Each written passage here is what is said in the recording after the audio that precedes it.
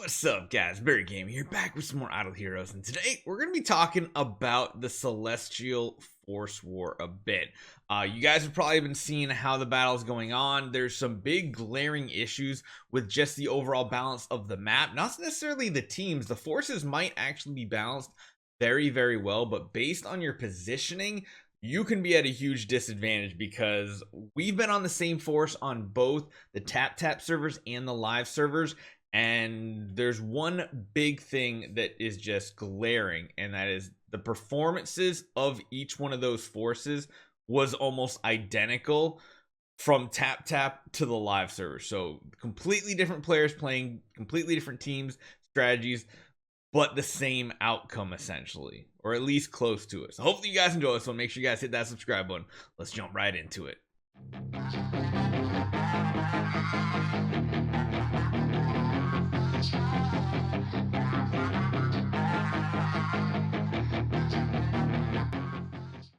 So what exactly are we talking about today? Well, honestly, most part of it comes down to like your points that you're generating through your Lair Expedition Watchtower, your Earth Vein, all these things that you're donating to your team.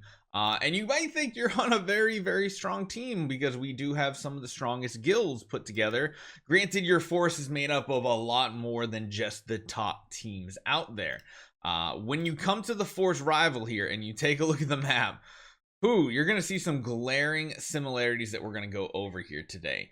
Location. Because honestly, at the end of the day, most of the great rewards are going to come from your individual points. So even if your force is getting their butt kicked, yeah, you're losing out on some gems. You're losing out on some like contract starry gems.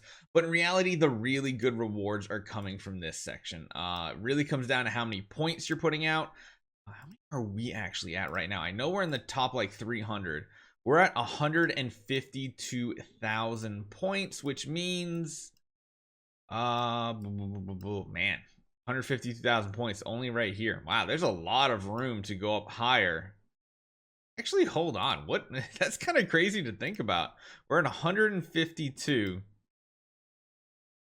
You need like over 300,000 to get the top rewards if you're not in the top 100. Yeah, I mean, I guess what's happening here is the rank. Oh, wow. So I just realized the people at the top of the board are getting these plus these, I think, as the final rewards. That's really interesting to see. Yeah, we'll see how that plays out. But like the force rewards isn't that big of a deal. I guess if you do become a wanderer, you get the edge, whereas you get another avatar in your account, which increases your power from Cloud Island, because you know every time you increase the number of avatars you have, you get more fixed HP and fixed attack. So it's like a little bit of a silver lining here. But let's talk about the imbalance of the actual locations, because there's like 3 to 4 locations that are hugely at a disadvantage. One, of course, is where we started here. You can see us here.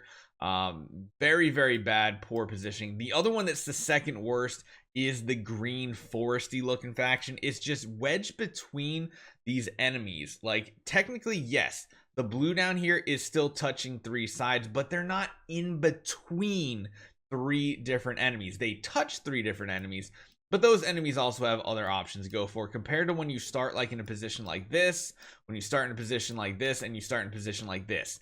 The inside ones are automatically at a disadvantage. You might, Barry, you're just being a little biased here. You're not really talking about. Well, one thing I want to show you guys. I want to show something real quick here. You'll notice the rankings, right? You see the rankings here. Let me try to do something real quick. I want to jump over to this screen here. See if I can line this up. So you can kind of see the edge of what our current rankings are. The other window I want to pop up is actually a YouTube video from our rank wars that we had over on the other side. So you'll notice the bottom 4 teams. There's a striking similarity to the bottom 4 and the top 4. Of course, the order is off a little bit, but it is eerily familiar, is it not? Like, and honestly, even live, this was probably a day or two before this one, and the orderings did change up and everything. And you can see here again, this one on the left that you're seeing here, this is the YouTube video that you see right here. See my face right over here. We're doing this over on the TapTap servers, and you can see a striking similarity of what the imbalance is of this. I highly doubt the balancing of the teams has gone poorly, or maybe it's like these ones also have the highest force power and therefore get the less desirable locations. But when you really jump down to it after taking a look at that, that seems like a very, very big imbalance between the, I mean, we have two records essentially, TapTap and here, and they're basically the same performance. The same locations are performing the worst. The two that are performing the worst were the worst over there too. The next two following up kind of switch positions, and then the top four were essentially all the same. So I think if you get put in one of those spots, I think you can basically say goodbye to your chances at getting any good force ranking rewards. Granted, when you really look at it, the bottom four and top four, it's not a huge difference in resources. At most, it's like what, 1,400 gems and 400 contract starry gems. But like, again, not a big deal. It really comes down to how you perform individually as a team. And at the end of the day, if you're getting your individual rewards, then is there really a complaint to be had? I guess no. It just really sucks if you do get put in one of those positions, like the green team as well down here, because I mean, you can see it's just everything gets swallowed up. And you can see what happens over here, even more so than here. We have what, 1, 2, 3, 4, 5 people fighting for essentially our spots. Again, I know, a little biased on that, but even down here, they only have 5 left over here. I don't know. What do you guys think? What is your, I guess, performance and or what's your take on the Force battlefield?